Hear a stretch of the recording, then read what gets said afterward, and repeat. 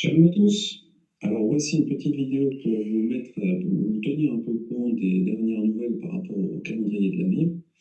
Moi j'ai reçu un email de Nazarene Israël, donc c'est un peu eux qui nous tiennent au courant. Et encore une fois, voilà, si vous voulez vous informer par vous-même, vous pouvez aller sur le site de nazarenisrael.org et vous abonner à la newsletter, comme ça vous n'aurez même plus besoin de moi pour vous tenir au courant des dernières choses par rapport au calendrier de l'Aviv. Alors je vais vous lire l'email, donc mise à jour sur l'orge. Comme nous l'expliquons dans nos études sur les calendriers, avant que Nazarene Israël puisse déclarer Rosh Hashanah, c'est-à-dire la tête de l'année hébraïque, eh bien il faut que l'équivalent d'un homère d'orge aviv, donc qui soit en graines, qui soit un épi comestible, eh bien cet homère doit être prêt à être présenté 15 à 21 jours au plus tard, donc le jour de Yom Anafat HaOmer, c'est-à-dire le jour de l'offrande de la gerbe agitée.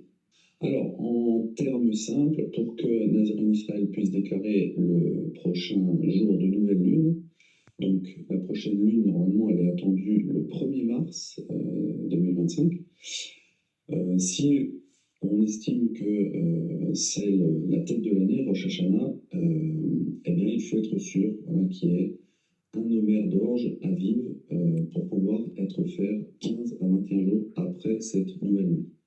Alors, il nous envoie un tableau qui nous montre deux scénarios possibles pour le Rosh Hashanah de 2025, en fonction évidemment de l'observation de la nouvelle lune depuis Israël.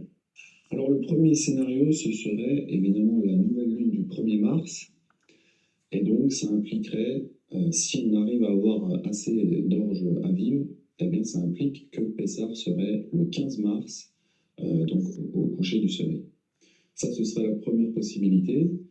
Et s'il n'y a pas assez d'orge, selon évidemment notre témoin là-bas en Israël, c'est ce témoin en Israël qui nous dit, qui observe en fait dans les champs si eh bien, il y a assez d'orge qui est mature pour pouvoir déclarer la tête de l'année. Donc ça, c'est la première option. Ce serait la Rosh Hashanah du 1er mars, environ, parce que la nouvelle lune, on ne l'a pas encore observée, donc ce sera encore dépendant de ça. Et sinon, la deuxième possibilité, ce serait le Rosh Hashanah du 30 mars au soir, à peu près, c'est environ. Et donc, ça, on estimerait Pessah le 13 avril au soir. Donc ça, c'est le deuxième scénario possible. Donc voilà, je sais qu'il y a beaucoup de gens qui sont très impatients et je reçois beaucoup de demandes, des emails qui me demandent Benjamin, quand est-ce que tu vas enfin nous donner le calendrier? Parce que là, on veut savoir exactement quand prendre nos congés, etc.